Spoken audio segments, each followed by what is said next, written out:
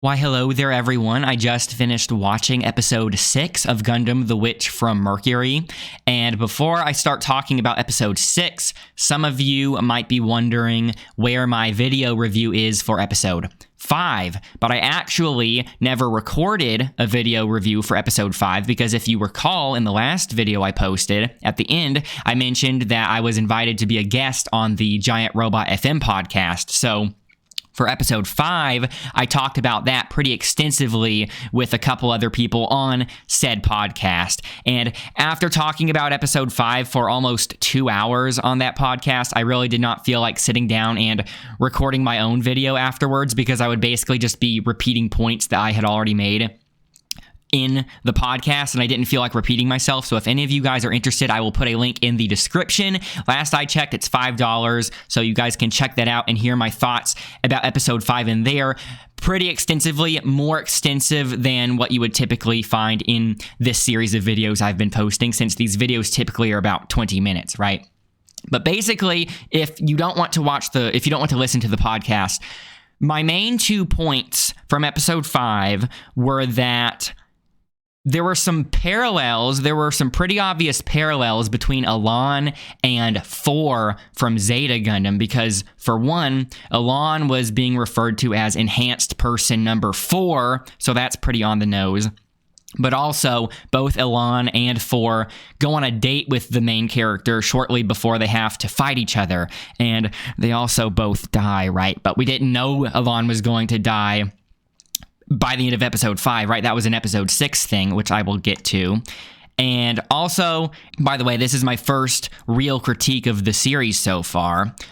It was something that happened something that was brought up at the very end of episode 5, but was the entire plot of this episode, episode 6. That is the duel between Elan and Suletta.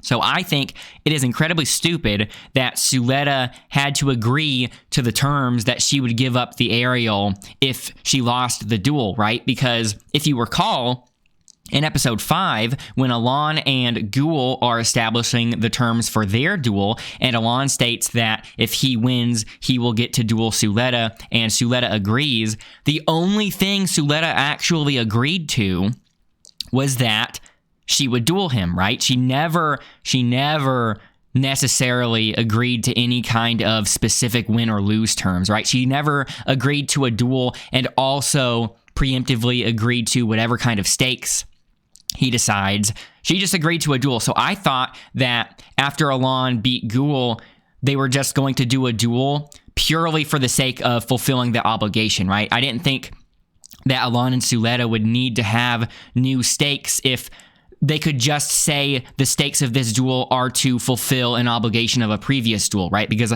Suletta could just say, I'm only doing this to get rid of that obligation, right? And Elan could say, the stakes of this duel are that I'm doing it for the sake of fulfilling the stake that I won from the last duel, right?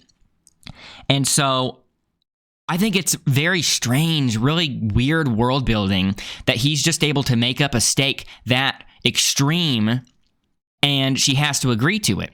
Because if they're able to do that, then you would expect every single time anyone is ever locked into a duel agreement to just make up the most extreme stakes every single time, because why wouldn't you, right? Every single time you get into a duel with someone, you could say, if I win, you give me everything you own, also you have to leave the school, etc. You could always just make these extreme terms if you win, right? And that would make the environment so volatile. Even if you weren't forcing the other people to leave, right? Even if you were to just demand that they give you everything they own and are now subservient to you like some kind of indentured servant or something, and you didn't kick them out, if they ever got into another duel, they could just demand the same thing back. And then you would have all of these different power structures just constantly shifting and changing, and there would be zero stability at that place, right? But that's obviously not what we see. So why is Elan asking this seemingly the first and maybe only time it's been done? It's weird. I don't think that's good world building. I would love for there to be a better explanation. So if any of you guys can think of a better explanation, let me know. But like I said, that is my one critique of the show so far. So that leads as a good segue into episode 6, since I'm actually talking about the duel now. So the first half of episode 6 is the preparation for the duel, and then obviously the second half is the duel itself. And said preparation mostly consists of just prepping the Gundam Aerial for space combat, right? They just basically put some thrusters on it.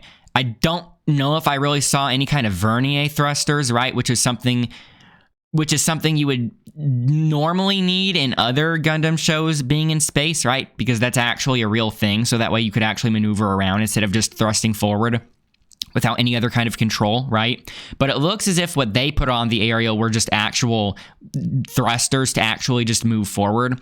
So I guess that was a little less hard sci-fi than some of the other stuff like vernier thrusters. But maybe it was just assumed that they already had that and they only really needed to build the big thruster, and that was the main thing they focused on. It's probably going to be sold as a part pack for the high-grade later or something like that, right? Maybe a premium Bandai version of the aerial.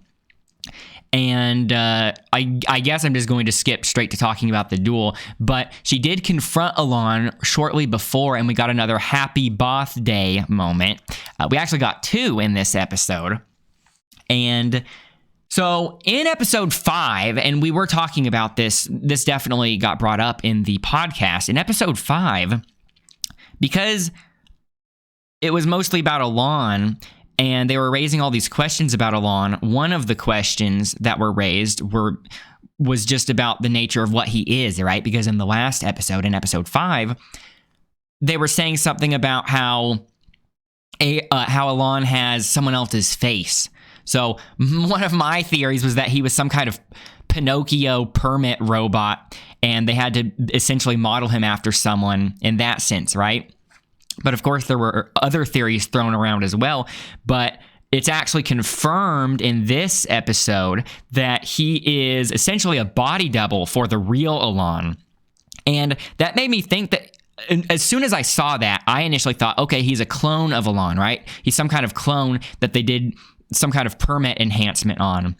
But I don't think that's the case, because after they established that he was Elan's body double, they said, if you finish this thing for us, then we can give you back your original face. So it's not a clone. That implies that it's some other person they got. I mean, maybe it is a clone of someone, but not Elan necessarily, right? So I think it's likely they just got maybe some random person. Maybe they scouted out someone that would have a high compatibility rate with this permit stuff, right? But then maybe through plastic surgery or some other means, they made him look like Elan, and henceforth was enhanced person number 4, implying that there were 3 other people like this, right?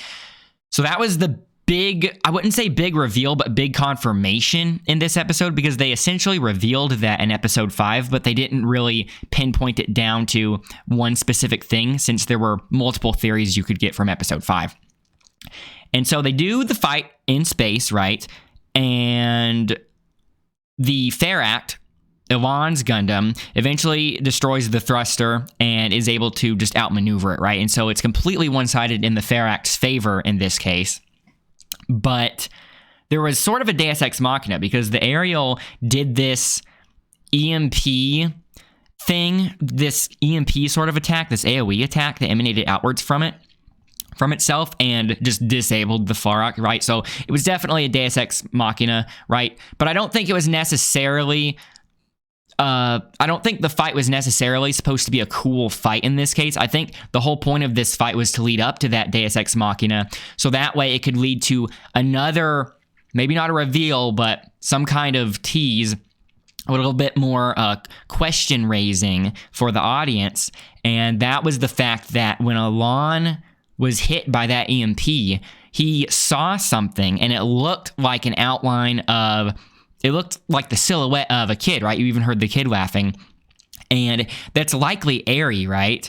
And this is so crazy, because in the podcast, the two other people I was talking to, they had this crackpot theory, or at least at the time, I thought it was a crackpot theory, that the aerial is somehow Eri, or maybe has Eri inside of it, or something like that.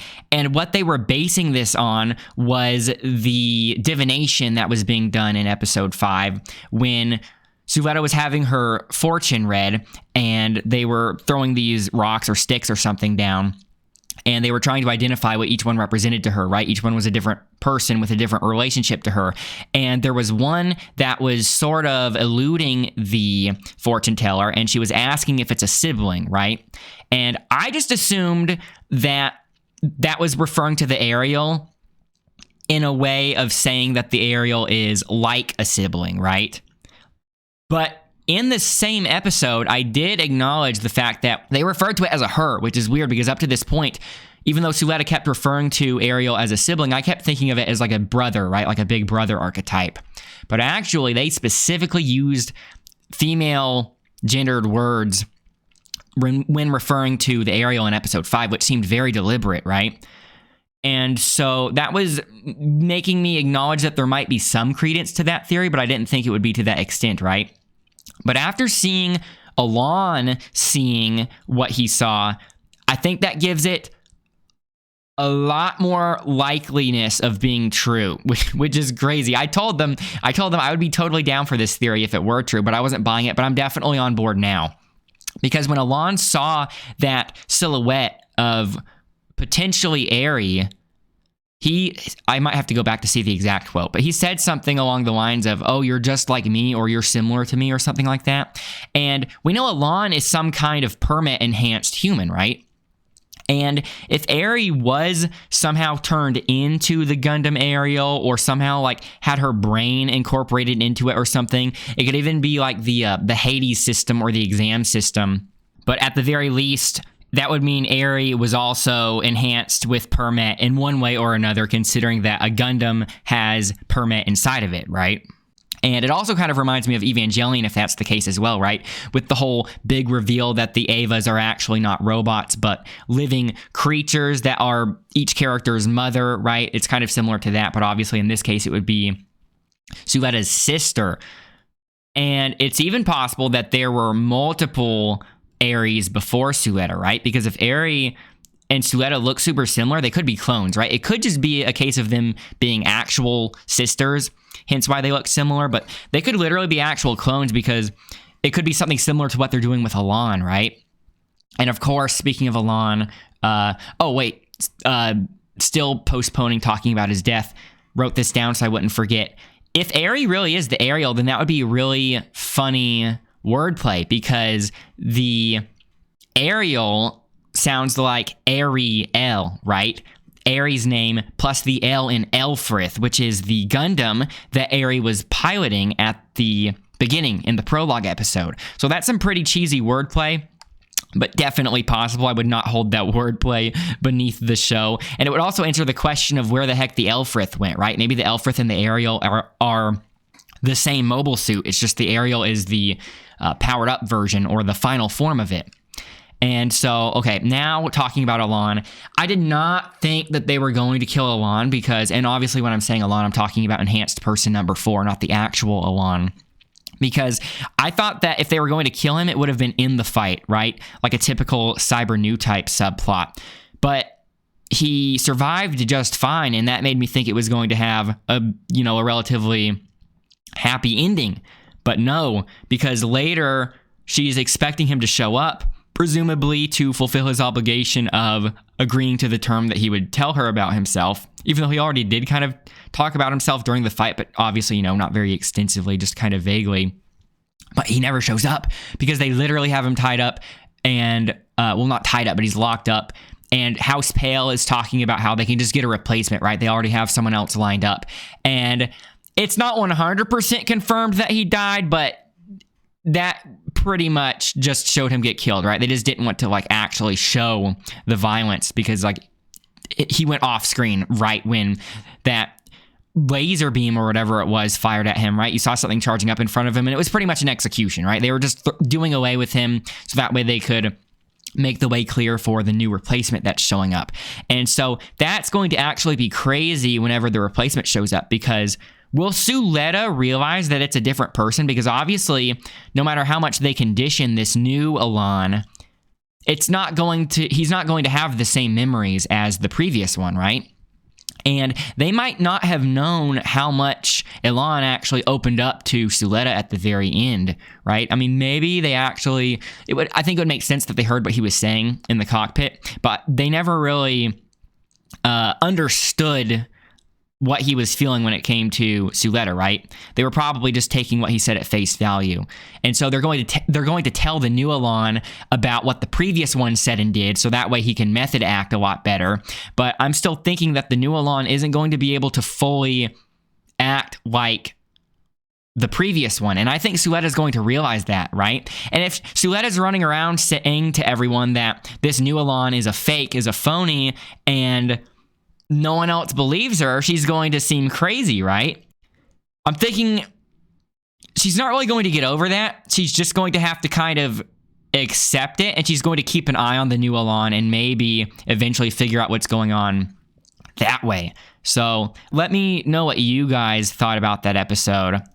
And I will be making obviously I'll be back on the weekly schedule. I will be making a video review for the next episode and then on. But if I do happen to be invited again for the Giant Robot FM podcast, then I might just do what I did for episode 5. So if you notice there's a week gap, you might want to check the Giant Robot FM podcast again, or just check the most recent upload to see if I say something about being invited back onto it. But anyways, again, let me know what you guys think, and I will see you all later, and bye for now.